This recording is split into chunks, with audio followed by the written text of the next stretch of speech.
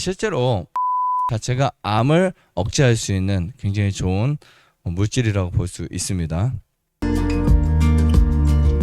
오늘은 프로폴리스 우리가 기본적으로 어떻게 먹어야 될지 얼마나 좋은지 조금은 알고 있는데 이게 정말 얼마나 어떤 영향을 미치는지 정확한 부분을 좀 준비한 자료를 가져왔습니다. 여러분들이 앞으로 이제 겨울철이 되면서 좀 익숙해지고 좀 많이 충분히 드셔야 될 항산화 물질 중에 하나라고 생각하는데요. 이 프로폴리스가 어떤 효능을 갖고 있는지 설명을 드리겠습니다. 우선 제가 직접 채취한 그 도구인데요. 보통 이제 벌통 위를 뚜껑이 있으면 그 뚜껑 아래 덮개가 있어요. 개포라는 게 있는데 이 개포를 망사 같은 것을 넣으면 얘네들이 그 구멍 같은 걸 다 막습니다. 밀랍으로 막든 프로폴리스 막든. 근데 보통 이제 프로폴리스가 많이 나오는 철이 밤 꽃이 필 때가 가장 많이 나와요. 그때 그 진액이 정말 많이 나오는데 그때 얘네들이 이제 이것을 막 이렇게 달아버려요. 거기다가 이제 막습니다. 근데 보통 이제 이거를 떼기 쉽게 이런 플라스틱 같은 고무 재질로 된 부분을 놓으면 얘네들이 톡톡톡 떨어져요. 우리가 이제 작업을 할 때. 근데 이게 찐덕거리기 때문에 냉동실이나 얼렸다가 꺼내서 이렇게 하면 바삭바삭하게 떨어지기 때문에 이런 도구들을 사용하기도 하고요.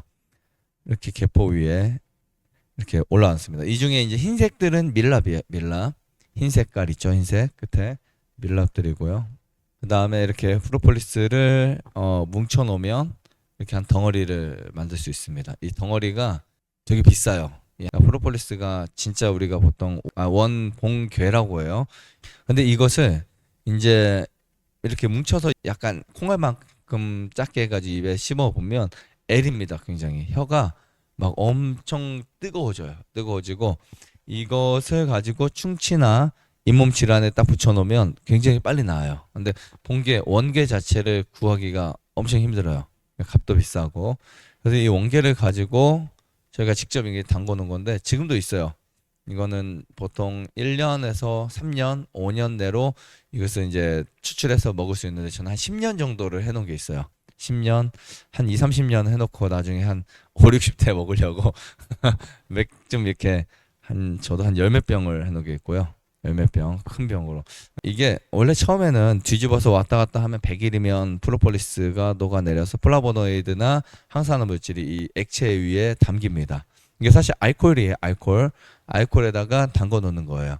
그러면 알코올이 색깔이 원래 투명이잖아. 흰색인데 거기에 이렇게 검정하게 우려놔요. 밑에 프로폴리스에 있는 그 부분들이 뒤집어 놓고 왔다 갔다 하면 1년 정도의 효과를 볼 수 있고 3개월만 해도 그 다음에 이제 한 5년, 10년 놔두면 정말 이 엄청 강한 엑기스가 되겠죠. 강한 프로폴리스가 됩니다. 이렇게 해서 우리가 이제 액체로도 먹고 여러분들 또 분말로도 드시는데 보통 이제 액체로 하지만 액체나 분말이나 모두 다 그 수용성으로 추출하는 거예요. 지용성으로 추출하는 방식이 있고 수용성을 추출하는 방식이 있는데 지용성 추출보다는 수용성 추출이 훨씬 더 효과를 많이 낼 수 있어요. 옛날에는 기술이 없을 때는 다 지용성으로 추출했었거든요. 이렇게 해서 이제 추출해서 이 액체를 먹는데 저 위에는 액체가 모두 다 프로폴리스는 아니에요. 그 안에 프로폴리스의 뭐 몇 퍼센트가 녹아 있는 거예요.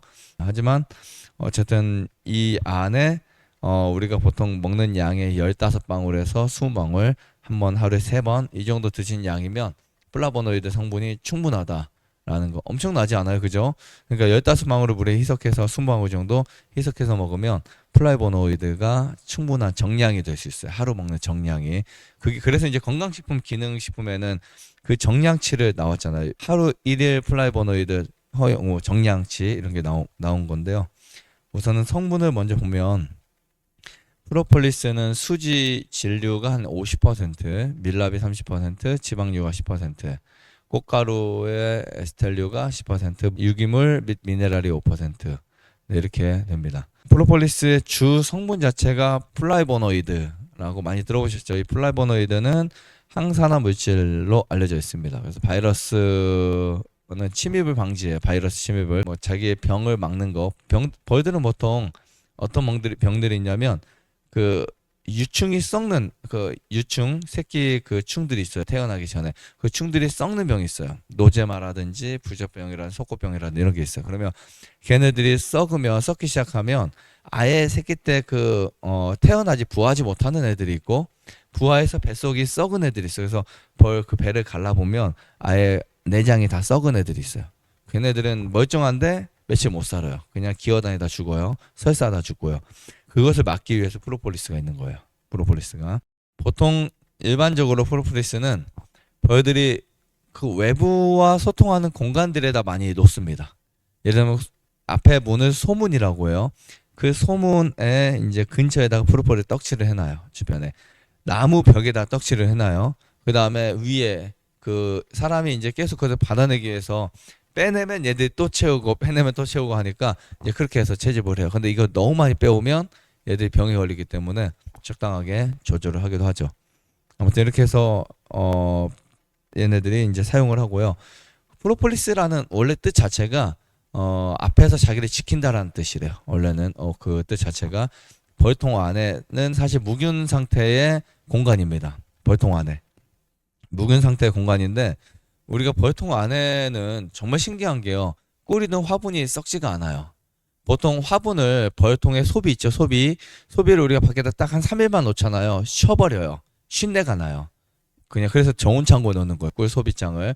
근데 그냥 일반 상온에 놓으면 얘들이 쉬어버린다고요.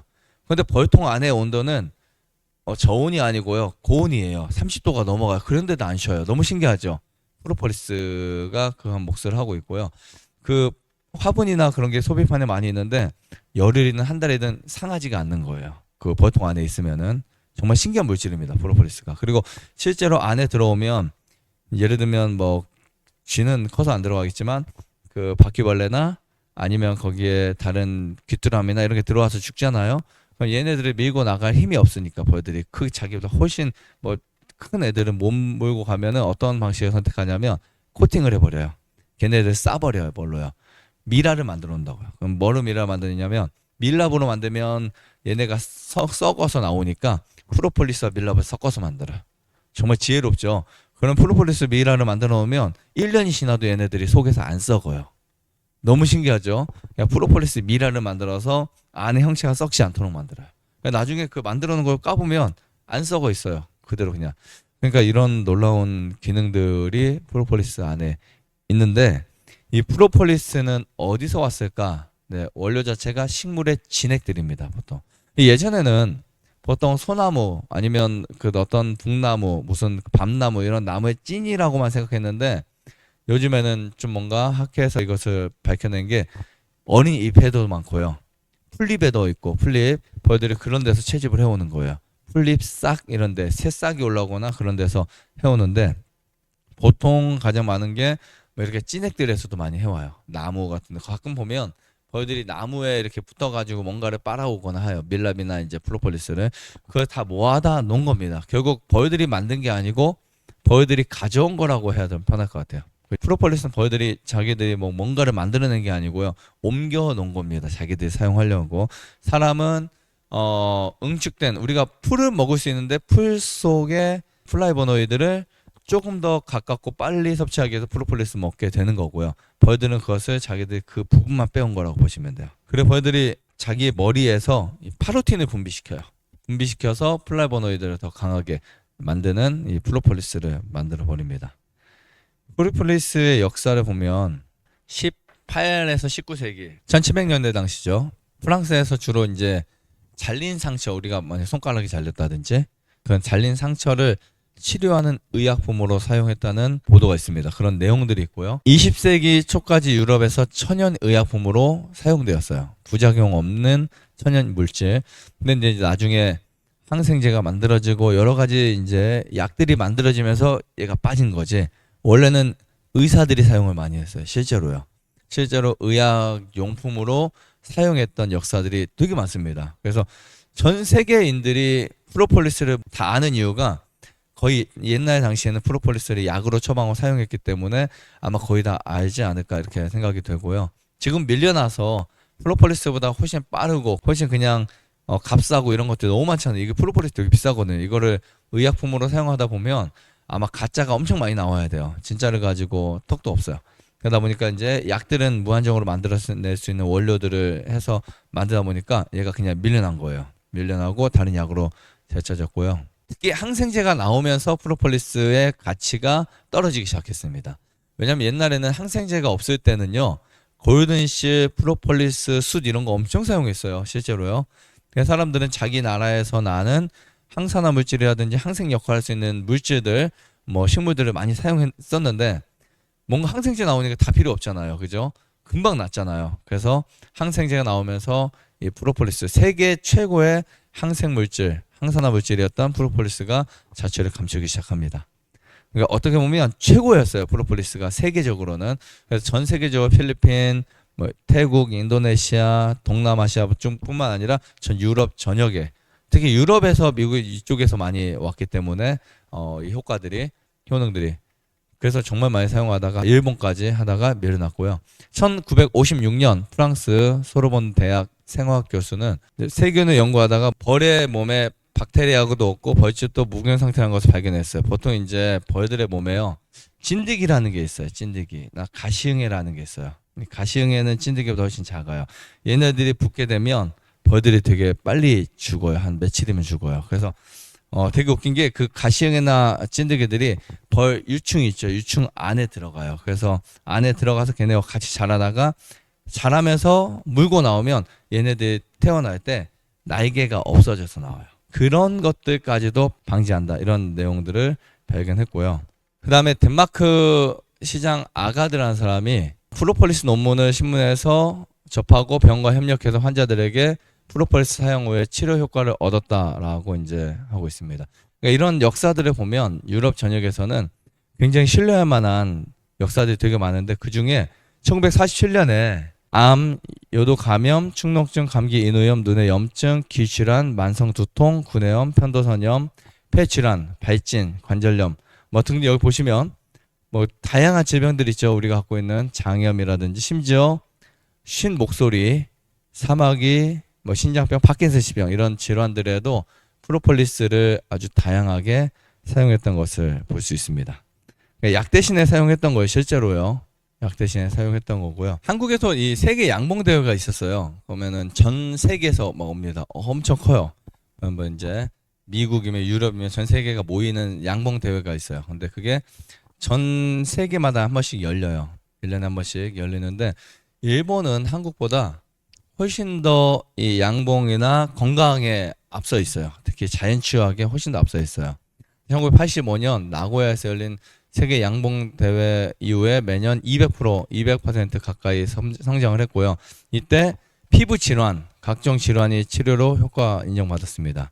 그다음 그 밑에 보면 프로폴리스를 일본에서는 대량 섭취하게 했어요. 그랬더니 말기 암 환자가 완치된 사실들을 보도합니다. 그러니까 제가 갖고 있는 책 중에 일본에서 쓴 책 중에 암, 당뇨, 고혈압, 특히 암에 대한 그 임상 실험들 한 게 있어요. 근데 그 책의 내용을 보면 어떤 암에 걸려서 얼마큼 복용했더니 나았다. 그냥 무작위로 한 거죠.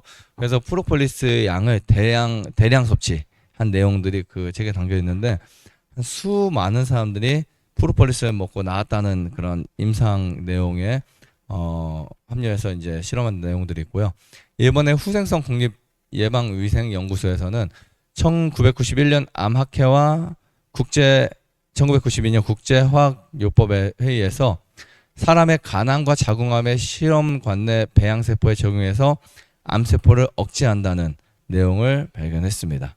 그러니까 실제로 프로폴리스 자체가 암을 억제할 수 있는 굉장히 좋은 물질이라고 볼 수 있습니다.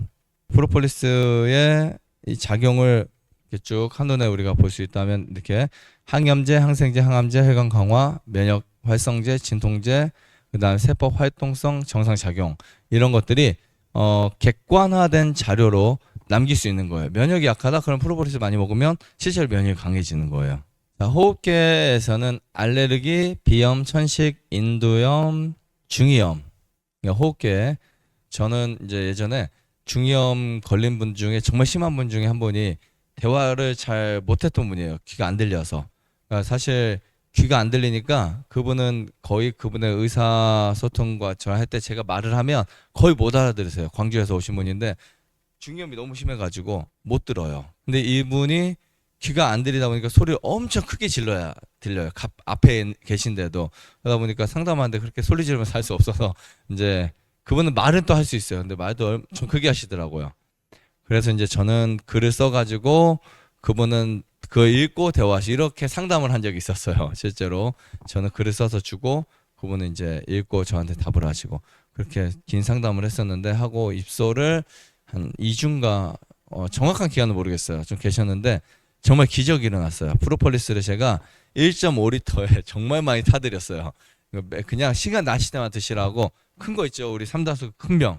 그 병에다가 많이 희석해가지고 아마 제가 볼 때 정량을 초과할 한 배 정도, 2배 정도를 사서 그냥 드렸어요. 처음에는 드셔보게 해서 괜찮냐고 여쭤봤더니 하루 괜찮다고 하시길래 다음에 배 이상 타고 그 다음 엄청 많이 타가지고 드렸는데 이분이 한 일주일도 안 돼서 귀가 조금씩 들리기 시작하고요. 가시기 전에 완벽하게 의사통이 됐어요.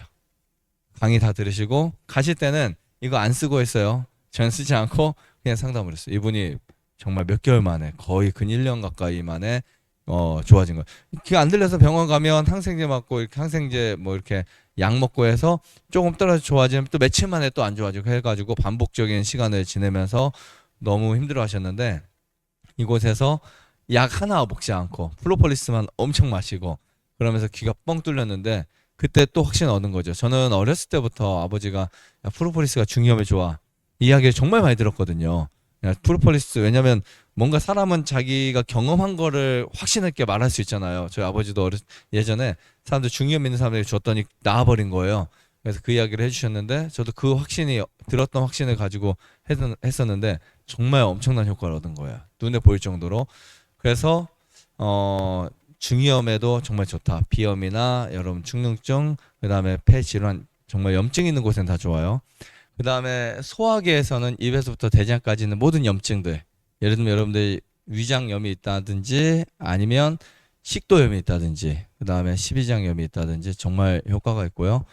그러니까 염증 쪽에 가장 빨리 회복시킬 수 있는 것 중에 하나입니다. 사실은 병의 가장 큰 원인 중에 하나가 염증이잖아요.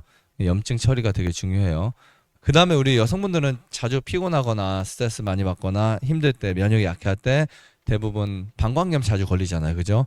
그때 프로폴리스를 자주 드시면 좋아요. 그리고 우리가 그 주기를 알아요. 1년에 난 한 번 걸리는구나. 아니면 1년에 2번, 봄, 가을이 걸린다. 이렇게 생각하시는 분들은 걸리기 전에 미리 예방 차원에서 한 일주일 열흘을 하루에 1.5리터씩 드시면 좋아요. 그러면 그냥 넘어갈 수 있는 확률이 되게 높아집니다. 다음 생리통에도 정말 좋아요. 생리통이 있는 경우에도 내가 만약에 생리통이 한 달에 한 번씩 있잖아요. 월경을 하니까. 그러면은 생리통을 끝나고 나서 한번 테스트 한번 해봐도 돼요. 생리통이 있기 전, 그 생리 주기 전에 프로폴리스를 하루에 1리터 이상 물에 희석해서 1.5리터를 마신다. 대량으로. 그러면 그 다음 생리통이 사라지는 것을 거의 대부분 경험할 수 있어요. 한 10명 중에 한 8명은 사라져요. 그냥 프로폴리스만 먹었을 때도요. 그러니까 이런 부분이 정말 이제 강한 효과가 있다는 것을 보여주는 거고요. 아토피, 습진, 무좀, 그다음에 우울증, 정신분열증, 암 이런 데 효과가 있으니까 여러분들이 자주 드시면 좋을 것 같습니다. 좋아요, 구독, 안내자전 눌러주세요. 눌러주세요.